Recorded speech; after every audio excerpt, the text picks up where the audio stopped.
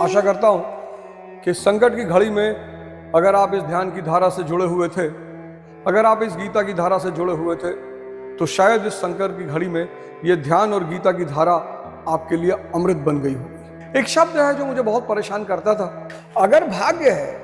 भाई 98% लोग इसलिए जीवन में सरेंडर कर देते हैं क्योंकि उनको लगता है कि यार भाग्य ही है, तो टूट जाते हैं। उनको पता जब भाग्य है, जो कुछ लिखा है वही होगा, तो कर्म करने की जरूरत क्या है। लेकिन इस शब्द को समझना बहुत जरूरी है, भाग्य। अगर आप इस शब्द को समझ गए तो भाई साहब आपका जीवन बदलने से कोई रोक नहीं सकता। भाग्य, डेस्टिनी, फेट। अगर आप अपने मन के गुलाम हैं तो आपका भाग्य आपका मन लिखेगा।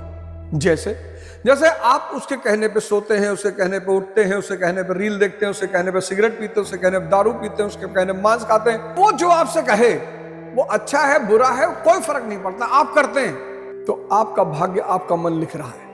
आपका मन जहां चाहेगा वहां आप पहुंचोगे। लेकिन अगर इस मन को आपने अपना गुलाम बना लिया तो आप अपने भाग्य के निर्माता स्वयं हो जाएंगे। इस बात ने मेरे काम करने की जो क्षमता है, मेरे उत्साह की जो क्षमता है, उसको लाखों गुना बढ़ा दी और आपका भी बढ़ा दी। मैंने जब विवेकानंद जी का स्टेटमेंट पढ़ा कि मनुष्य अपने भाग्य का निर्माता स्वयं है, तो मुझे लगा कैसे यार, कैसे वो अपने भाग्य का निर्माता स्वयं है। मनुष्य तो परिस्थितियों का दास है। अब दो स्टेटमेंट सामने आ गए, मनुष्य अपने भाग्य का निर्माता स्वयं है और मनुष्य परिस्थितियों का दास है। अब या तो अपने भाग्य का निर्माता स्वयं है और या वो परिस्थितियों का दास है। तो अगर वो मन का गुलाम है तो परिस्थितियों का दास है, और अगर वो मन का मालिक है तो सारी परिस्थितियों को चीरता हुआ वो अपना एक नया स्थान बनाएगा। बड़ा सौभाग्य रहा गुरु भगवान का कि उन्होंने ये गीता हमें दी, हमें मतलब मानवता को। ऐसे ऐसे सूत्र, यज्ञ आपको समझ में आ गया होगा, कर्म आपको समझ में आ गया होगा, भजन आपको समझ में आ गया होगा, योग साधना आपको समझ में आ गई होगी, इष्ट चिंतन आपको समझ में आ गया होगा, इंद्रिय विषय संयोग आपको समझ में आ गया होगा। और अगर ये सब समझ में आ गए होंगे तो यकीन मानिए आपका जीवन बदल रहा होगा। कर्म अकर्म विकर्म आपको समझ में आ गया होगा। कर्म पहला चरण ही श्रम है। कर्म मन भागेगा, आपको उसको लाके अपनी सांसों पर लगा लेना है। और इष्ट चिंतन, ये तो आदत ही है ना बाहर भागने का।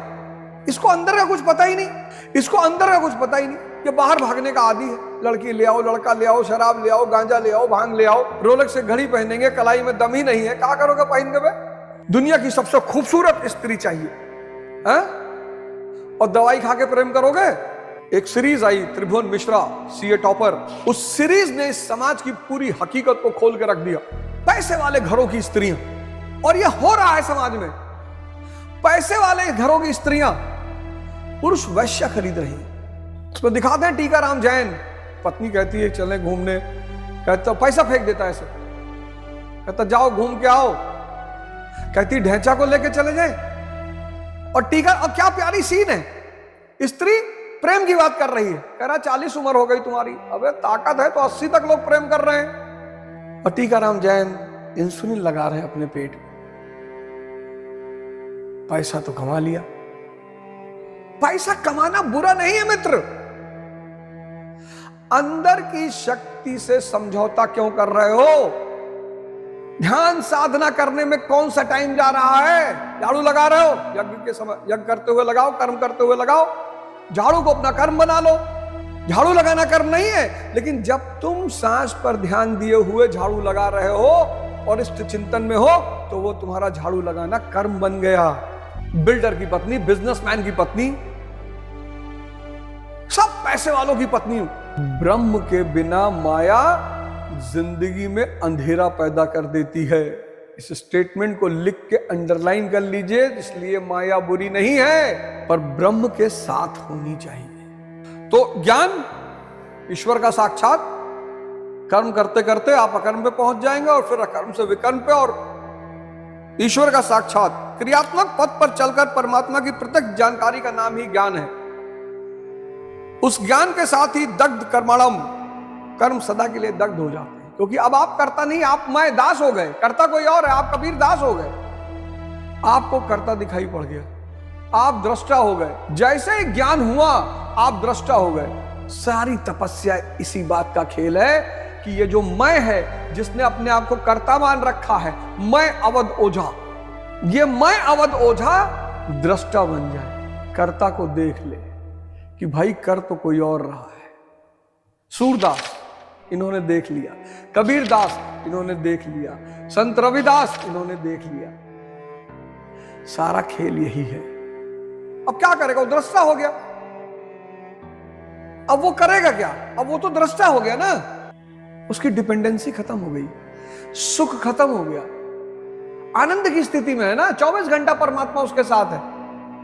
ये मत सोचना कि अगर महाराज को सुख नहीं मिल रहा है। जो सुख तुम ढूंढ ढूंढ के मरे जा रहे हो, उस आनंद में वो 24 घंटे हैं। क्योंकि सुख क्या है? ईश्वर का स्वाद है।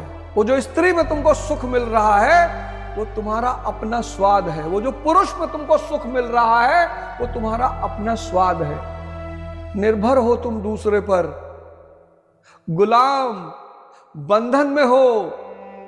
तो जैसे स्त्री अलग होती है तुम तड़पने लगते हो, जैसे ही पुरुष अलग होता है तुम तड़पने लगते हो। जैसे ही हलवा पूरी मलाई खीर सामने से अलग हुई और नमक रोटी आ गई तुम तड़पने लगते हो। जैसा ही अच्छा संगीत बाहर हुआ तुम तड़पने लगते हो।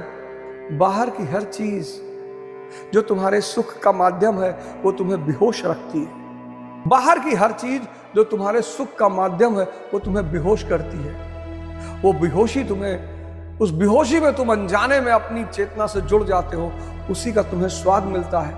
उस स्वाद को पाने के लिए तुम तड़पते हो, उसके पीछे भागते हो, बेईमानी करते हो, खूब पैसा कमाते हो। लेकिन दुर्भाग्य से उस पैसे से उस परमात्मा को नहीं पाया जा सकता। अगर पैसे से परमात्मा को पाया जाता तो परमात्मा का इससे बड़ा अन्याय कुछ भी नहीं होता। जहां भी वीआईपी दर्शन होता है मैं वहां नहीं जाता, क्योंकि परमात्मा और वीआईपी संभव ही नहीं। जहां भी वीआईपी दर्शन का खेल होता है मैं वहां नहीं जाता। मैं जानता हूं यहां परमात्मा है ही नहीं। परमात्मा और वीआईपी को परमात्मा सबसे पीछे खड़ा करता है। परमात्मा से मिलने की एलिजिबिलिटी बिल्कुल अलग है। कुछ चीजें हैं जो परमात्मा ने अपने पास रखी। परमात्मा का एक अधिकार जिस पे खुश होता है उसको दे देता है। 4 चीजें उसका एक अधिकार है: विवेक, करुणा, धैर्य और साहस। ये 4 चीज परमात्मा का एक अधिकार। किसी स्कूल में नहीं मिलती, किसी विद्यालय में नहीं मिलती, किसी कॉलेज में नहीं मिलती, किसी यूनिवर्सिटी में नहीं मिलती, किसी मॉल में नहीं मिलती। कोई वैज्ञानिक इनको बना नहीं सकता, कोई मोटिवेटर आपको दे नहीं सकता। इस 4 में से एक जिसको मिल जाए वो महान हो जाता है। अगर 4 मिल जाए, भगवान राम के पास 4 है, भगवान बुद्ध के पास 4 है, भगवान कृष्ण के पास 4 है। जिसके पास 4 है वो भगवान। लोग भगवान से मांगने जा रहे, भैया बच्चा पैदा करवा दो, लड़का पैदा करवाना, देखना लड़की ना होने पाए शंकर जी, भगवान शादी करवा दो, भगवान नौकरी दिलवा दो। तुमको पता ही नहीं कि भगवान से मांगना क्या है। पहलिया तो अव्वल तो कुछ मांगना ही नहीं, उसने दे ही इतना रखा और देता ही रहता है। देनहार कोई और है, देत रात दिन रैन, और लोग भरम हम पर करे तासो नीचे नैन। देने वाला तो कोई और है और लोग भरम हम पर करे तासो नीचे नैन। लेकिन अगर मांगने की इच्छा ही है तो भगवान से कह दो, प्रभु बस ये 4 चीज जो तुम्हारे पास है यही दे दो। विवेक दे दो, करुणा दे दो, धैर्य दे दो और साहस दे दो। और इन 4 चीजों के बल पर आप इस पूरे ब्रह्मांड को जीत जाएंगे। ये संसारी जब आश्रम पहुंचते हैं सक्तेशगढ़ तो इनको लगता है महाराज जी के पास कुछ भी नहीं है, तुम भिखमंगे हो, तुम आए हो दरवाजे पर। महाराज जी के पास तो भगवान है, वो साक्षात भगवान है, आनंद, परम आनंद। उनका किसी पर निर्भरता नहीं है, उन्हें सुख नहीं चाहिए। वो 24 घंटे आनंद की स्थिति में, 24 घंटे किसी का सहारा नहीं चाहिए, किसी की दया नहीं चाहिए। कर्मों के फल परमात्मा की आसक्ति को भी त्याग कर, वो खुद ही परमात्मा हो गया तो परमात्मा की आसक्ति क्यों होगी उसे? कर्म में अच्छी प्रकार बरतता हुआ भी कुछ नहीं करता। क्यों? क्योंकि वो दृष्टा हो चुका है। अब वो सिर्फ देख रहा है अपने अंदर के परमात्मा को करते हुए। कबीरदास, सूरदास, तुलसीदास, रविदास, जिसने अंतःकरण और शरीर को जीत लिया, अंतःकरण और शरीर को जीत लिया, भोगों की संपूर्ण सामग्री जिसने त्याग दी है, सबसे बड़ा भोग परमात्मा है, उससे बड़ा कोई भोग ही नहीं। यही तो भ्रम है। लोगों को लगता है स्त्री से भोग मिल रहा है। स्त्री को भोगते हो, पलटकर तुमको भोग लेती है। तुम्हारी सारी ऊर्जा, सारा वीर सब सोख लेती है। 55 साल के आदमी को देखो, 60 साल लगेगा पाइप डाल के सब निकाल लिया गया है। 55-50 प्लस की स्त्रियों को देखो, हट्टी कट्टी मेंटेन, और पुरुष जर्जर। जिन्होंने स्त्री को भोगने की कोशिश की, सब जर्जर की अवस्था में है। स्त्री पूजनीय है, योग की चीज है, शक्ति है, उसको भोग नहीं पाओगे। इसीलिए वैश्यावृत्ति को अधर्म माना गया। भाई वैश्या के पास पुरुष क्यों जा रहा है? भोगने के लिए उसकी शरीर को। अगर उसी भाव से पुरुष अपनी पत्नी के पास भी जा रहा है तो दोनों में अंतर ही कहां रह गया? सेक्स अलग है, संभोग अलग है। सेक्स का संबंध है वैश्यावृत्ति से और संभोग का संबंध है विवाह से। जहां ध्यानी पुरुष का कर्तव्य है अपनी स्त्री को बेहोशी से बाहर निकालकर जगाना। यह ध्यानी पुरुष का कर्तव्य है अपनी स्त्री को बेहोशी से बाहर निकालकर जगाना। इष्ट का निर्देशन, उसका निर्देशन एकदम साफ सुनाई पड़ने लगेगा आपको। सुबह 5 बजेगा, वो कहेगा उठो, 7 बजे कहेगा साधना कर लो, ध्यान कर लो। मन रोकेगा। जैसे ही मन रोके, आंख बंद करके इष्ट चिंतन, इष्ट की शक्ति आपको मिल जाएगी, आप तुरंत वो काम करने लगोगे। मन तो रोकेगा ही, यही तो साधना है। आपकी 5 बजे आंख खुलेगी, इष्ट आपको उठाएगा, उठो। मन कहेगा छोड़ो यार। अब जैसे ये द्वंद्व शुरू हो, आंख बंद करिए और इष्ट चिंतन शुरू करिए, तुरंत आपको इष्ट की शक्ति मिल जाएगी, आप उठ जाओगे। मन कहेगा 2 घंटे बाद पढ़ेंगे, कुछ नहीं करना है, आंख बंद करना है, इष्ट का चिंतन, सांस पर ध्यान और इष्ट का चिंतन, तुरंत इष्ट की शक्ति मिल जाएगी और आप बैठकर पढ़ने लगोगे, साधना करने लगोगे, योग करने लगोगे, ध्यान करने लगोगे।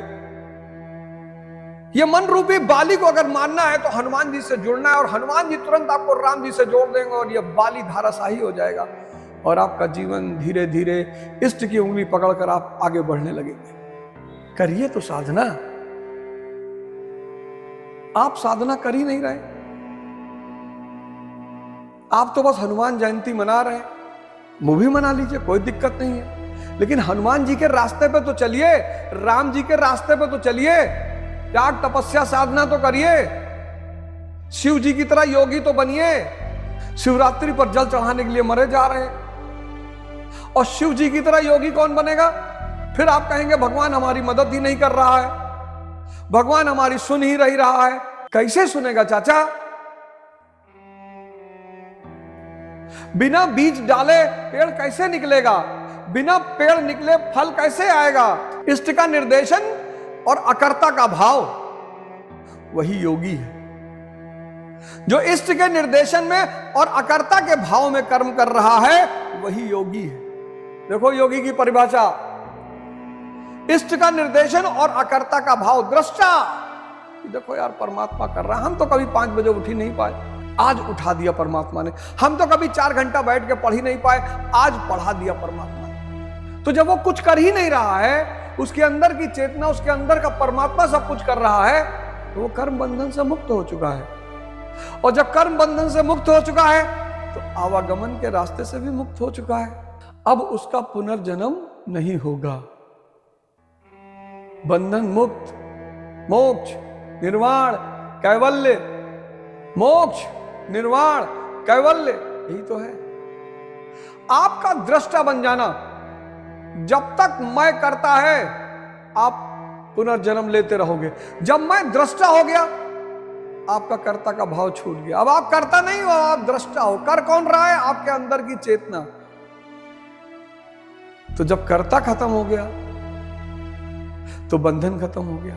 जब बंधन खत्म हो गया, आवागमन का खेल खत्म हो गया, मुक्त हो गए आप, परमात्मा हो गए आप, भगवान हो गए। कितना प्यारा सूत्र दिया प्रभु ने, और आप लोग परेशान हैं। समय विकट चल रहा है, समय खतरनाक चल रहा है। सबको एक साथ रहना पड़ेगा, सबको एक दूसरे की मदद करनी पड़ेगी। अफवाह फैलाने की जरूरत नहीं है। अब तो जो होगा वो देखा जाएगा। अब सबको एक होकर चलना पड़ेगा, एक होकर रहना पड़ेगा सबको। अब सबको एक, फिर से वही कोरोना काल में जैसे हमने एक दूसरे की मदद की थी, वही भावना हमको फिर से विकसित करनी पड़ेगी। क्योंकि अब यह समस्या एक व्यक्ति की नहीं होगी, अब यह समस्या समस्त देश की होगी। साधना बढ़ाने का मौका आ गया, सेवा करने का मौका आ गया, श्रम करने का मौका आ गया। आपदा अवसर बन जाती है। इसको आप दूसरी तरह समझिए। जो व्यक्ति जाग गया वो सिर्फ जरूरत पे जीता है। संतुष्टि अंतुष्टि का मुद्दा ही नहीं है यहां।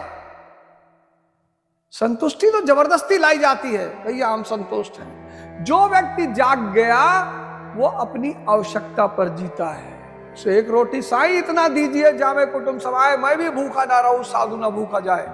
अपरिग्राही हो जाता है वो। बेहोश आदमी कभी अपरिग्राही नहीं होगा।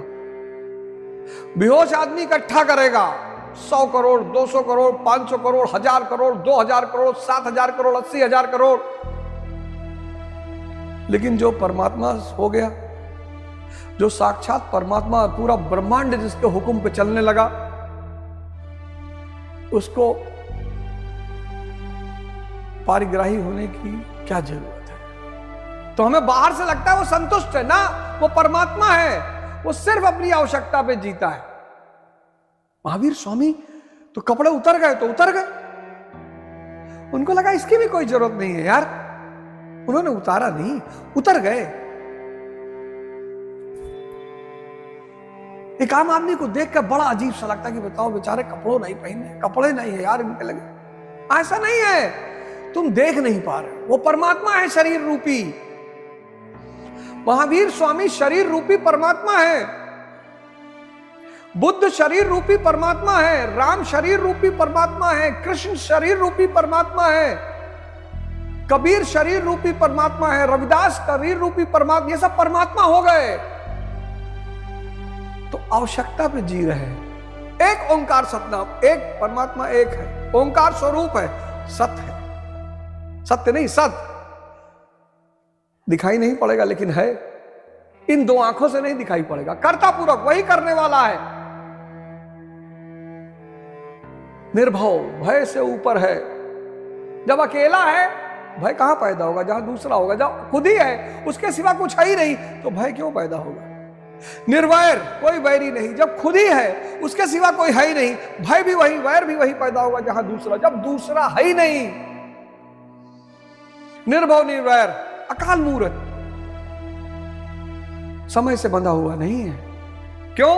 क्योंकि अपरिवर्तित, कभी परिवर्तित ही नहीं होता। समय का संबंध किससे है? परिवर्तन से। बच्चा, जवान, बूढ़ा। अगर ये बच्चा, जवान, बूढ़ा ना हो तो हम समय को जान ही ना पाए। अगर परिवर्तन ना हो तो हम समय को जान ही ना पाए। समय को जानने का बस एक ही तरीका है, परिवर्तन। अकाल मूर्त, समय से बंधा, अजन्मा, अजुनी, सहभंग, स्वयंभू है, कोई उसके जन्म का कारण नहीं है। गुरु प्रसाद मिलता सिर्फ गुरु के प्रसाद से। यानी जितने मानवीय गुण हैं, जितने मानवीय लक्षण हैं, वो सब उसमें होते ही नहीं है। क्यों? क्योंकि वो परमात्मा है। न सुख है, न दुख है, न राग है, न द्वेष है, न ईर्ष्या है। ये सब तो मन के लक्षण है, मनुष्य के लक्षण है। जो मन पे जी रहा वो मनुष्य, जो आत्मा पे जी रहा वो परमात्मा। वो सिर्फ एक कर्म करता है, यज्ञ।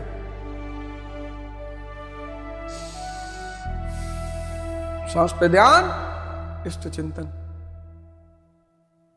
सर अगर आपको मेरी बातें समझ में आ रही होंगी ना, अगर ईश्वर की कृपा, क्योंकि यहां तो सिर्फ ईश्वर की कृपा काम करती है, यहां सिर्फ ईश्वर की कृपा काम करती है सर, और तो कुछ काम नहीं करता। अध्यात्म ईश्वर कृपा का खेल है, इसलिए सब लोग, फिजिक्स तो है नहीं कि सबको समझाना, केमिस्ट्री तो है नहीं, फिजिक्स तो है नहीं, मैथ्स तो है नहीं कि सबको समझना अनिवार्य है। अध्यात्म का सबसे बड़ा पहलू यह है गुरु प्रसाद। एक ओंकार सतनाम कर्ता पुरख निर्भव निर्वैर अकाल मूरत अजुनी सैभंग गुरु प्रसाद। देश है वीर जवानों का, अलबेलों का, मस्तानों का, इस देश का यारों क्या कहना। जय हिंद।